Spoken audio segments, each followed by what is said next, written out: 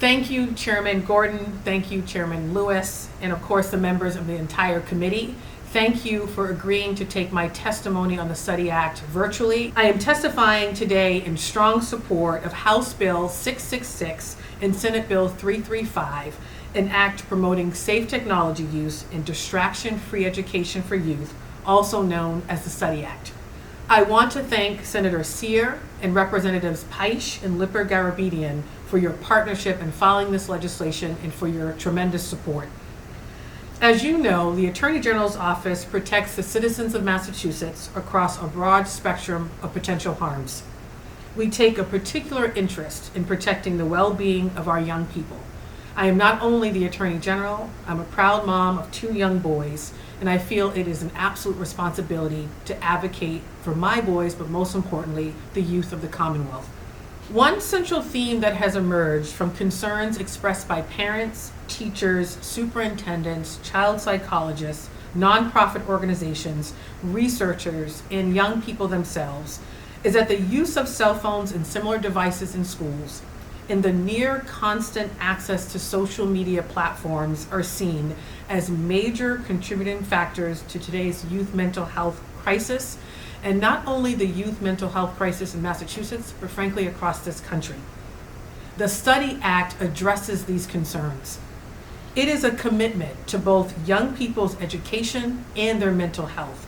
This bill seeks to improve learning environments and to ensure our schools are places of focus and intellectual, social, and emotional growth for our kids.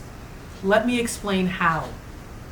First, the STUDY Act requires all schools to have formal policies prohibiting the use of personal cell phones and electronic devices during the school day, from bell to bell. A bell-to-bell, phone-free school policy keeps students focused throughout the full school day.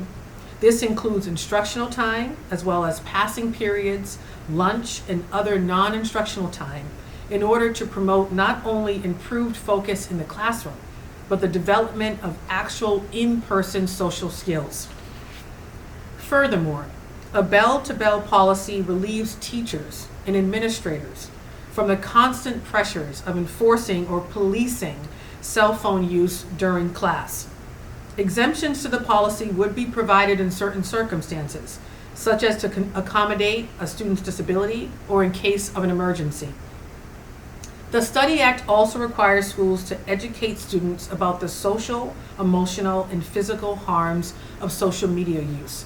And our office would do whatever we could to help school districts be able to do that. We want to be able to be as supportive as possible.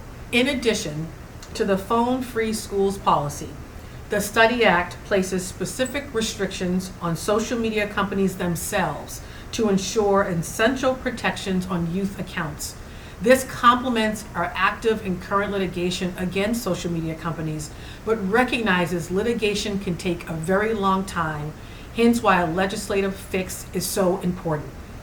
Recognizing that social media companies make billions of dollars off our young people that are using their product, we feel it is absolutely necessary to keep our young people safe. The STUDY Act calls on those companies to implement procedures to mitigate the most harmful effects on young users. This includes implementing default settings for minor users to ensure privacy and to limit prolonged engagement by disabling certain features like notifications during certain hours, autoplay, and continuous scrolling. By restricting access to cell phones and other personal electronic devices during the school day and raising the bar for social media companies, we are taking bold steps to create learning environments that are free from distraction and a digital landscape that absolutely prioritizes the mental health and the well-being of our youth, our kids. I again appreciate the opportunity to testify virtually. I'm grateful to this committee, and I urge you to not only support the bill, but I hope the committee will report this bill out favorably. With all that is going on in terms of our federal accountability work, this is one local step that we can take to protect our kids, and most importantly, to do it in partnership together and of course with our community. Thank you again.